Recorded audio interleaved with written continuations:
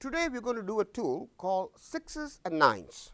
This is a tool used in performance evaluation of your employees, a tool that management might use to analyze their employees and ask who are what is termed sixes and nines.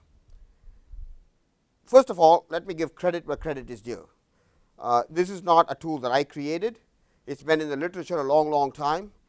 So pervasive is it in the literature that I don't even know where it was created, who created it. I can't even attribute the credit to the right person. So I'm going to acknowledge that it is not mine and I don't know whose it is. The idea is quite simple. You know, if you were to give a rating for somebody, you know, somebody's performance, and you said, tell me on a scale of 1 to 10, where would you put them? Here's an interesting behavior of people. 1 to 10. So 1 would be the lowest, and you have 10 would be the highest. Now, it turns out most people, they would be very loath to give somebody a 10 because nobody's a 10. There's always room for improvement.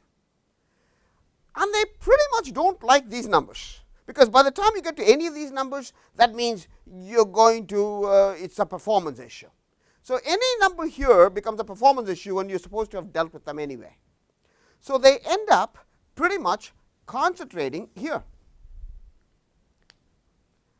And essentially everybody gets bracketed into this group. You know, 6, 7, 8, 9. And there's hardly any differentiation. The bandwidth you had, a 10 item bandwidth, is now reduced to 3 or 4 level of bandwidth. So the sixes and nines concept forces you to be very binary.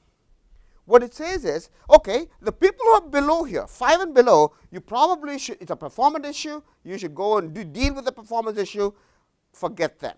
Now we're going to deal with the people you are not calling a performance issue. Label everybody else to be either a 6 or a 9.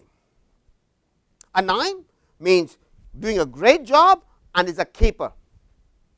A 6 means doing an okay job but not great, and either you've got to move them up to a 9 or you've got to move them out.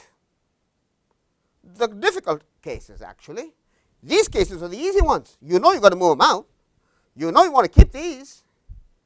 So they say, so the tool is to force you to label everybody either a 6 or a 9, and a 9 is a keeper, a 6 you take on the job of either turning into a 9 or turning them out. So it's a very simple tool to force you to make that binary decision. 6s and 9s, you can't cop out.